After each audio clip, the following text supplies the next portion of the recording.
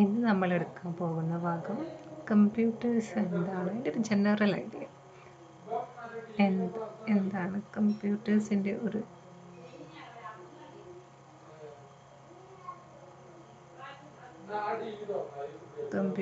ഒരു general idea and എന്താണ് ആ കമ്പ്യൂട്ടേഴ്സിൽ പ്രോഗ്രാംസിൻ്റെ റോൾ എന്താണ്, ഇത്രയും കാര്യങ്ങളാണ് നമ്മളെന്ന് ഇതിൽ പിന്നെ ഒരു ചെറിയൊരു പ്രോഗ്രാം, ഇത്രയും കാര്യം.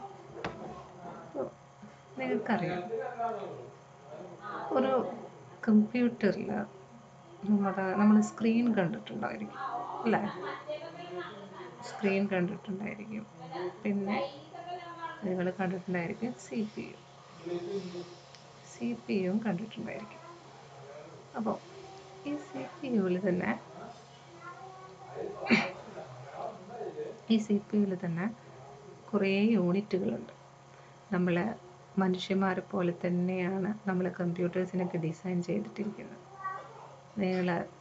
ഇതിൽ നമ്മുടെ ബ്രെയിനാണല്ലേ നമ്മുടെ എല്ലാ കാര്യങ്ങളും ചെയ്യുന്ന, എല്ലാ കാര്യങ്ങളുടെയും ഒരു കോർഡിനേറ്റ് ചെയ്യുന്ന ആ പോയിൻ്റ് ഏതാണ്?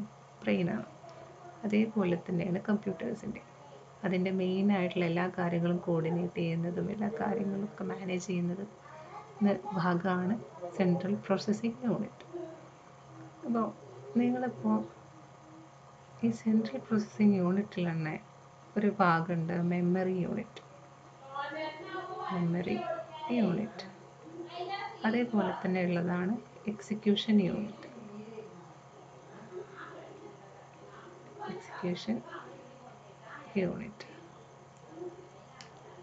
അപ്പോൾ ഈ മെമ്മറി തന്നെ രണ്ട് വിധത്തിലുണ്ട്.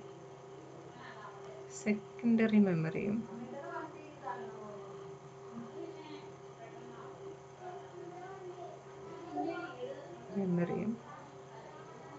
പ്രൈമറി മെമ്മറിയും.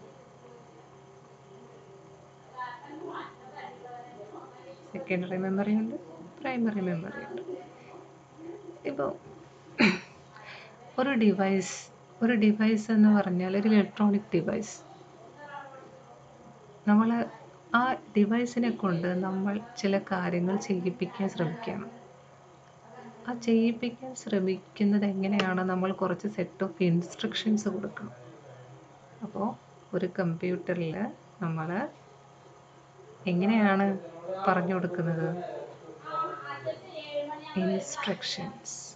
നമ്മൾ എന്താണ് നമുക്കിപ്പോൾ ഒരു ടാസ്ക് ചെയ്യിക്കണം. നമ്മുടെ ആ കമ്പ്യൂട്ടറിനെ കൊണ്ട് നമുക്കൊരു ടാസ്ക് ചെയ്യിക്കണം. അപ്പോൾ ആ ടാസ്ക് ചെയ്യിക്കാൻ നമ്മൾ എന്താ ചെയ്യുന്നത്?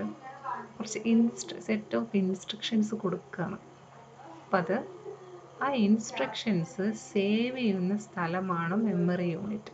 ആ ഇൻസ്ട്രക്ഷൻസ് എവിടെയാണ് സേവ് ചെയ്യുന്നത്? മെമ്മറി യൂണിറ്റിലായിരിക്കും സേവ് ചെയ്യുക. ഓക്കെ. അപ്പോൾ ഈ മെമ്മറി യൂണിറ്റ്, അതായത് നമ്മൾ ഒരു ഡിവൈസിനെ കൊണ്ട്, ഇലക്ട്രോണിക് ഡിവൈസിനെ കൊണ്ട് നമ്മളൊരു കാര്യം ചെയ്യിപ്പിക്കുകയാണ്. അതിന് സ്വയം ബുദ്ധിയുണ്ടോ നമ്മളെപ്പോലെ? ഓക്കെ.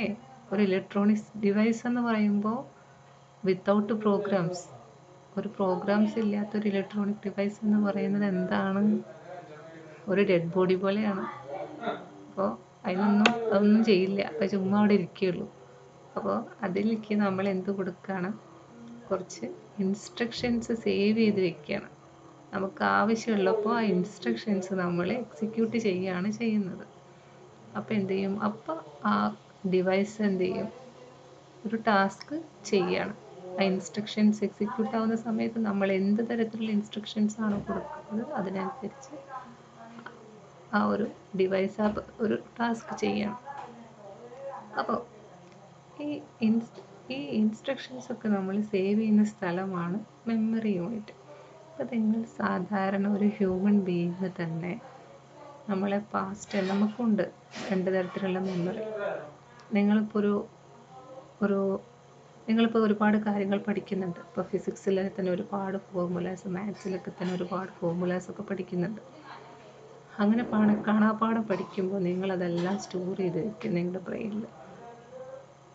അത് നിങ്ങളാ സ്റ്റോർ ചെയ്ത് വെക്കുന്നത് എന്തിനു വേണ്ടിയിട്ടാണ്? നിങ്ങൾക്ക് ലൈഫ് ടൈം അത് ഓർമ്മയുണ്ടാവുന്ന രീതിയിലാണ് നിങ്ങളത് സ്റ്റോർ ചെയ്ത് വെക്കുന്നത്. നിങ്ങൾക്കത് ഫ്യൂച്ചറിലൊക്കെ ആവശ്യമായിട്ട് വരുമെന്ന് നിങ്ങൾക്കറിയാം. അതുകൊണ്ട് നിങ്ങൾ അത് ഓട്ടോമാറ്റിക്കലി എന്ത് ചെയ്യുന്നുണ്ട്? നിങ്ങളുടെ മെമ്മറിയിൽ സ്റ്റോർ ആവണം. നിങ്ങളത് മനഃപ്പാഠം പഠിച്ചത് സ്റ്റോർ ചെയ്യുന്നുണ്ട്. അപ്പോൾ അത് സ്റ്റോർ ചെയ്യുന്ന സമയത്ത് അത് സ്റ്റോർ ചെയ്യുന്നത് ഒരു മെമ്മറിയിലാണ്. ആ മെമ്മറീൻ്റെ എന്താണ് സൈസൊക്കെ ഈ സെക്കൻഡറി മെമ്മറീൻ്റെ കാര്യം ഇങ്ങനെ തന്നെയാണ്. ഇതേപോലെ തന്നെ നമ്മുടെ ഈ ഡിവൈസിന് വേണ്ട, നമ്മുടെ കമ്പ്യൂട്ടറിന് വേണ്ട കാര്യങ്ങളൊക്കെ, ആവശ്യമുള്ള കാര്യങ്ങളൊക്കെ ഈ സെക്കൻഡറി മെമ്മറിയിലാണ് സ്റ്റോർ ചെയ്യുന്നത്. സെക്കൻഡറി മെമ്മറീൻ്റെ ബിഗ് സൈസ് ആയിരിക്കും. അതിൻ്റെ പ്രോപ്പർട്ടീസാണ് പറയുന്നത്. കമ്പാരിറ്റീവ്ലി സ്ലോ ആയിരിക്കും. Secondary memory. ഇതിനെ നമുക്ക് വേണമെന്നുണ്ടെങ്കിൽ ഹാർഡ് ഡിസ്ക് എന്നൊക്കെ പറയാം. നിങ്ങൾ കേട്ടിട്ടുണ്ടായിരിക്കുമല്ലോ ഹാർഡ് ഡിസ്ക് എന്നൊക്കെ കേട്ടിട്ടുണ്ടായിരിക്കും അല്ലേ? അപ്പോൾ നമ്മൾ ഈ കൊടുക്കുന്ന ഇൻസ്ട്രക്ഷൻസ് എല്ലാം, പ്രോഗ്രാംസ് എല്ലാം സേവ് ചെയ്യുന്നത് സെക്കൻഡറി മെമ്മറിയിലാണ്. അതെന്തുകൊണ്ടാണ് സെക്കൻഡറി മെമ്മറി മാത്രം ഉണ്ടായതുകൊണ്ട് കാര്യമില്ല. എന്താ കാരണം? അതിൻ്റെ ബിഗ് സൈസ് കാരണം എന്താണ്? അതിനെ ആക്സസ് ചെയ്യാൻ സ്ലോ ആയിരിക്കും. അതിൻ്റെ ആക്സസൊക്കെ നമ്മൾ ഇൻസ്ട്രക്ഷൻസൊക്കെ അതിൽ നിന്ന് എടുത്ത് പ്രോസസ്സ് ചെയ്യാൻ സ്ലോ ആയിരിക്കും. നമ്മുടെ എക്സിക്യൂഷൻ യൂണിറ്റ് ആണെന്നുണ്ടെങ്കിൽ വെയിറ്റ് ചെയ്തുകൊണ്ടിരിക്കുകയാണ്. എക്സിക്യൂഷൻ യൂണിറ്റ് ഇങ്ങനെ എക്സിക്യൂട്ട് ചെയ്തുകൊണ്ടിരിക്കുകയാണ് CPU-ൽ. അതിന് ഏത് സമയത്തും എന്ത് വേണം? ഒരു ഇൻസ്ട്രക്ഷൻ വേണം പ്രോസസ്സ് ചെയ്യാൻ. ഈ എക്സിക്യൂഷൻ യൂണിറ്റാണ് എന്ത് ചെയ്യുന്നത്? നമ്മുടെ പ്രോഗ്രാമിലുള്ള അല്ലെങ്കിൽ ഇൻസ്ട്രക്ഷനെ എക്സിക്യൂട്ട് ചെയ്തിട്ട് അതെന്താണോ, എന്തിനുള്ള ഇൻസ്ട്രക്ഷനാണോ ആ കാര്യം അവിടെ നടത്തുന്നത് ആരാണ്? എക്സിക്യൂഷൻ യൂണിറ്റാണ്. അപ്പോൾ എക്സിക്യൂഷൻ യൂണിറ്റ് ഇങ്ങനെ ഭയങ്കര ഫാസ്റ്റായിട്ട് റൺ ചെയ്തുകൊണ്ടിരിക്കുകയാണ്. അങ്ങനെ റൺ ചെയ്യുന്ന സമയത്ത് അതിൻ്റെ ഫാസ്റ്റിനനുസരിച്ച്, അതിൻ്റെ സ്പീഡിനനുസരിച്ച് നമ്മുടെ സെക്കൻഡറി മെമ്മറിയിൽ നിന്ന് ഫെച്ച് ചെയ്തെടുക്കാൻ ബുദ്ധിമുട്ടാണ്. അതിൻ്റെ ബിഗ് സൈസ് കാരണം തന്നെ. അപ്പോഴാണ് നമ്മളിവിടെ വരുന്നത് പ്രൈമറി മെമ്മറി വരുന്നത്. അല്ലെങ്കിൽ നിങ്ങൾക്കതിനെ റാം എന്നൊക്കെ വിളിക്കാം, റാൻഡം ആക്സസ് മെമ്മറി എന്നൊക്കെ വിളിക്കാം. അപ്പോൾ എന്താ സംഭവിക്കുന്നത്? നിങ്ങൾ എന്ത് പ്രോഗ്രാംസ് സേവ് ചെയ്യണമെങ്കിലും നിങ്ങൾ സപ്പോസ് നിങ്ങളുടെ ഒരു വേർഡ് ഫയൽ, വേർഡ് ഡോക്യുമെൻ്റ് നിങ്ങൾ ഇൻസ്റ്റാൾ ചെയ്യണം. ആ ഇൻസ്റ്റാൾ ചെയ്യുന്ന സമയത്ത് അത് എവിടെ പോയിട്ടാണ് കിടക്കുന്നത്? അത് നിങ്ങളുടെ കമ്പ്യൂട്ടറിലെ സെക്കൻഡറി മെമ്മറിയിൽ പോയിട്ടാണ് സ്റ്റോർ ആവുന്നത്. ഓക്കെ, ഇൻസ്റ്റാൾ ചെയ്യുമ്പോൾ സെക്കൻഡറി മെമ്മറി ഹാർഡ് ഡിസ്ക് പോയിട്ടാണ് ആ പ്രോഗ്രാം സേവ് ആവുന്നത്. അപ്പോൾ നിങ്ങളിപ്പോൾ ഈ വേർഡ് എന്നുള്ള പറയുന്ന ഒരു ഐക്കൺ കണ്ടു കഴിഞ്ഞ് ക്ലിക്ക് ചെയ്യുന്ന സമയത്ത് എന്താ സംഭവിക്കുക? ക്ലിക്ക് ചെയ്യുന്ന സമയത്ത് നിങ്ങൾക്ക് ആ പ്രോഗ്രാം നേരെ ആ വേർഡിൻ്റെ, നിങ്ങൾ സെക്കൻഡറി മെമ്മറിയിൽ സ്റ്റോർ ചെയ്ത് വെച്ച ആ പ്രോഗ്രാം നേരെ എവിടേക്ക് വരും? റാമിലോട്ട് എടുക്കും. അതെങ്ങനെയാണ് ഇതിൻ്റെ ലോജിക്ക് എന്ന് വെച്ചാൽ, നിങ്ങളിപ്പോൾ ഞാൻ പറഞ്ഞില്ലേ, നിങ്ങളിപ്പോൾ ഫിസിക്സിൻ്റെ ഇതൊക്കെ പഠിച്ചു, ഫോർമുലാസൊക്കെ പഠിച്ചു. അതൊക്കെ നിങ്ങൾ ഫ്യൂച്ചർ യൂസിന് വേണ്ടിയിട്ട് നിങ്ങളുടെ ബ്രെയിനിൽ, നിങ്ങളുടെ മെമ്മറിയിൽ സ്റ്റോർ ചെയ്ത് വെച്ചിരിക്കുകയാണ്.